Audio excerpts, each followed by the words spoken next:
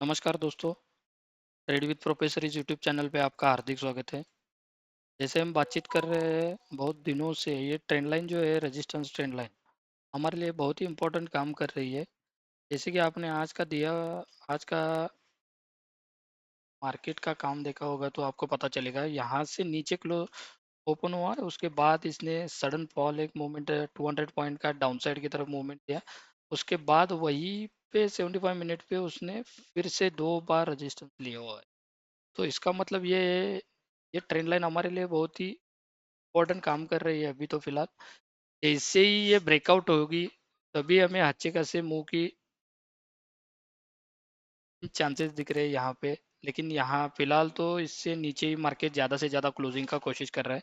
जैसे हमने बात किया था कि ऊपर से नीचे करके मार्केट नीचे आ रहा है और फिर यहीं पे एक फेक ब्रेकआउट देके वहां से अच्छा खासा क्लाउड कवर बना के फिर से Nifty trend line resistance line के नीचे ट्रेड करना चालू कर दिया।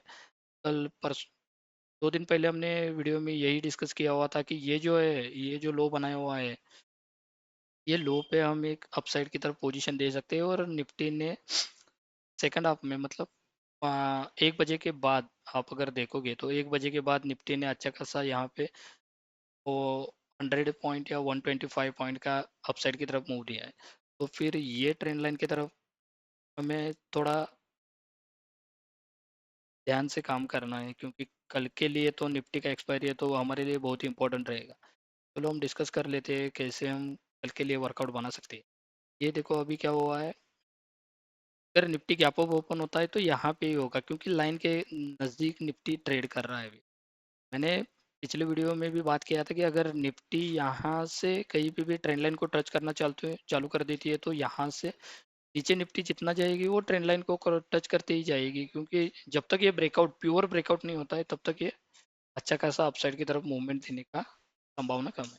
तो फिर चलो हम बात करते थे फ्लैट केस में कैसे रहेगा। फ्लैट में तो इस कैंडल, ये लास्ट जो कैंडल बना हुआ है, ये लास्ट कैंडल का जो बॉडी है इसके यहाँ पे अगर कहीं पे भी ओपन होता है तो यहाँ पे ये लाइन के यहाँ पे कुछ रेजिस्टेंस बनाता है क्या नहीं, या फिर रेजिस्टेंस फेस करता है तो हमारे लिए नीचे की तरफ जाने की, जो हमने कल डिस्कस किया हुआ था 25,300 का टारगेट ओपन है, वो हमारे लिए कल के खेल मुझे लगता है कि वो पॉसिबल दिख रहा है।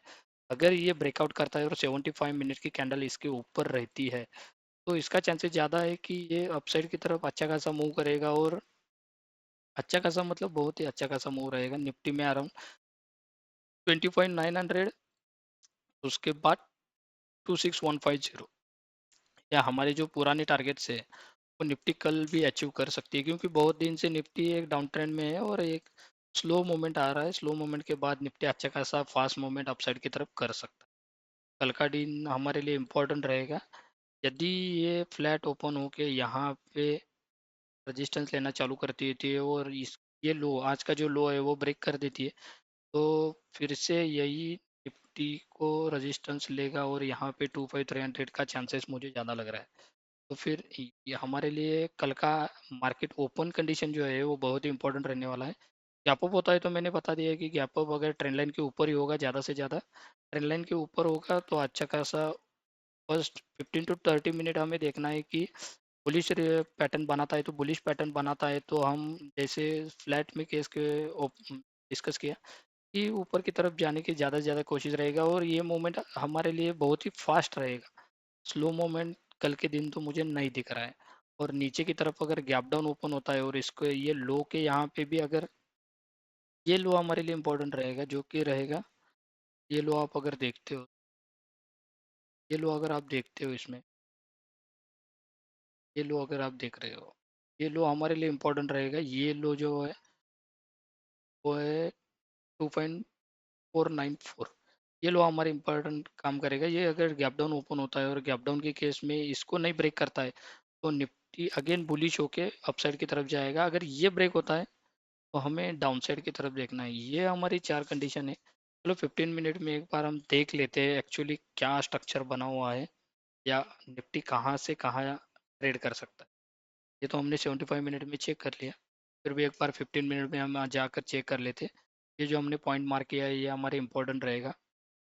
और यहाँ पे 15 मिनट का एक कैंडल अपसाइड की तरफ है, वो भी स्ट्रॉन्ग मोमेंटम रहेगा, वो रहना चाहिए। और उसके साथ साथ सपोर्ट कैंडल भी ग्रीन होगा, तभी हमें अच्छा खासा अपसाइड की तरफ मूव मिलेगा। वो भी हमारा ये पहला टारगेट रहेगा 25900, और उसके बाद 26150, ये अपसाइड की तरफ ये टारगेट रहेगा। अगर ये ब्रेक होता है तो नीचे की तरफ जाने के ज़्यादा से ज़्यादा चांसेस है, तो हमने पूरा वीडियो में डिस्कस किया हुआ है। अगर हमारा वीडियो आपको अच्छा लग रहा है तो प्लीज़ लाइक कीजिए, शेयर कीजिए, सब्सक्राइब कीजिए। Thank you for watching the video.